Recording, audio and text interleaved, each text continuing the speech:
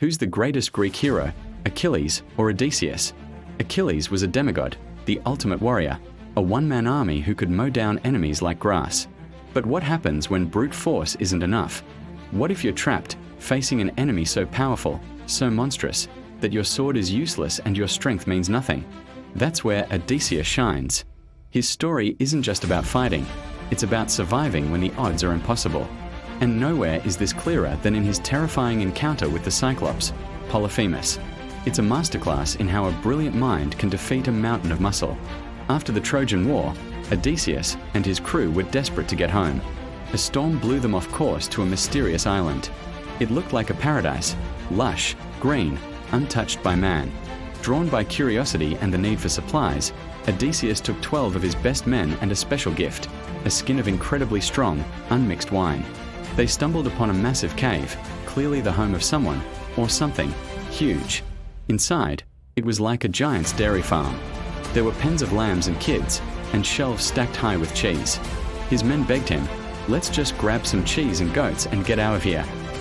But Odysseus, always driven by his curiosity and the ancient laws of hospitality, wanted to meet the owner of this cave.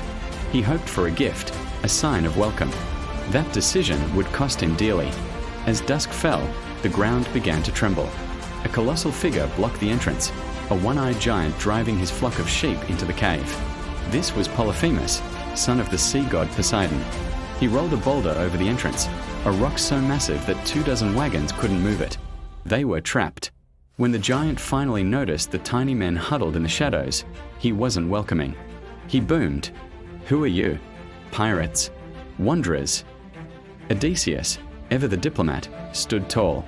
He explained they were Greeks, warriors from Troy, and appealed to the sacred tradition of Xenia, the duty to be hospitable to strangers, a law protected by Zeus himself. Polyphemus just laughed. "We Cyclopes don't care about your gods," he sneered. And to prove his point, he snatched 2 of Odysseus's men, smashed their heads against the rock floor, and ate them raw, crunching on their bones. The Greeks could only watch in pure horror. They were trapped in a monster's lair, and he had just had his appetizer. Their swords were useless, and even if they could somehow kill him, they could never move the boulder to escape. They were completely and utterly doomed. The next morning, the nightmare repeated. The Cyclops devoured 2 more men for breakfast, then rolled the stone away just enough to let his flock out before sealing the tomb behind him. Despair washed over the remaining men, but not Odysseus. While his men wept, his mind was racing, calculating, searching for a crack in the giant's power. He spotted the Cyclops' club, a massive timber of green olive wood, as big as the mast of a ship. An idea sparked. A desperate, brilliant, and terrible idea. While the giant was out, Odysseus had his men cut off a 6-foot section of the club. They sharpened it to a fine point, then hardened the tip in the fire. They hid their new weapon under a pile of dung. Now, for the second part of his plan. He had to weaken the beast, not with a sword, but with his wits. And that incredibly potent wine he brought? It was about to become his most important weapon.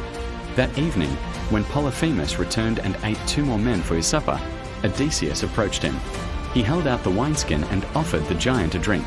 "Cyclops," he said, "try this wine after your meal of human flesh.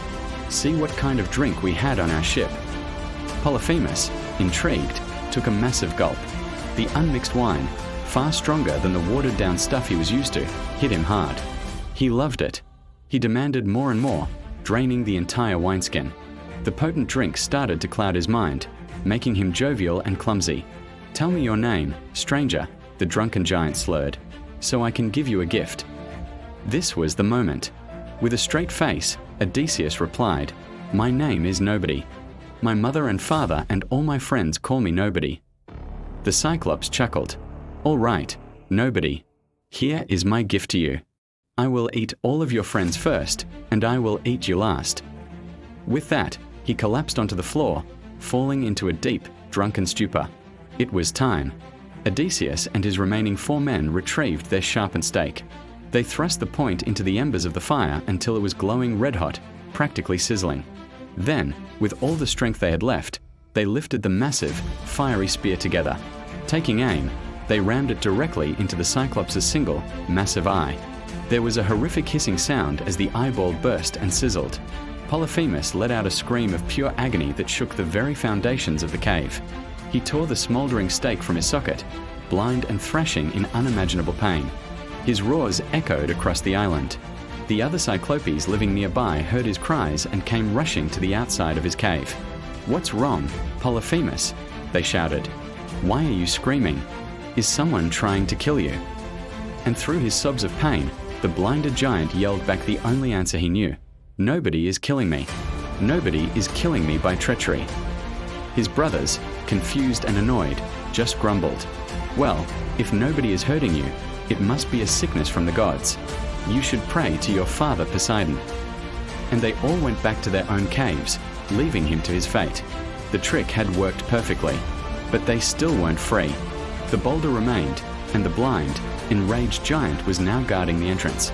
He sat by the doorway, his huge hands sweeping across the backs of his sheep as he let them out to graze, determined that no man would slip past him.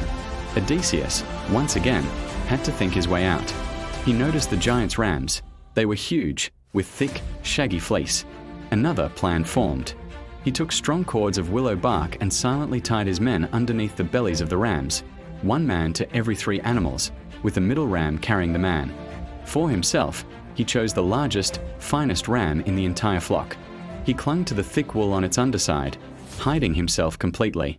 As the flock moved towards the morning light, Polyphemus ran his hands over the back of each animal. He felt the big ram, his favorite, and paused.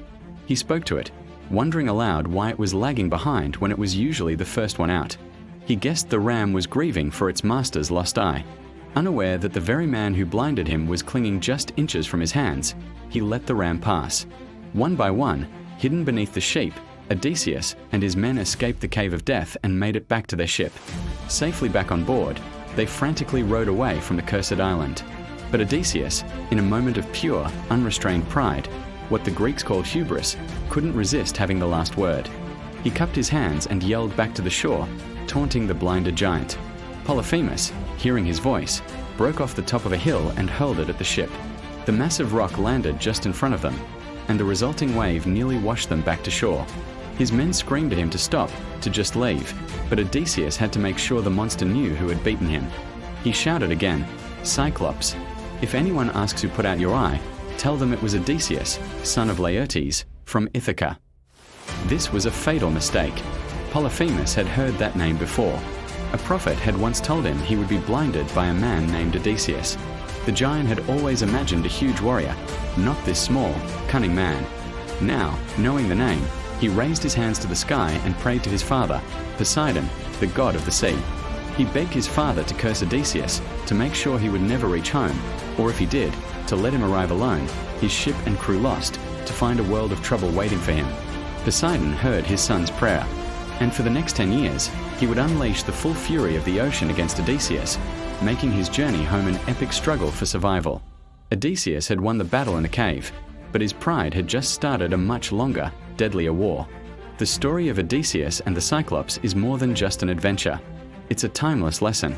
It teaches us that true strength isn't just about the power in your arms, but the power in your mind. It shows that courage, cleverness, and the ability to think under pressure can overcome even the most monstrous obstacles.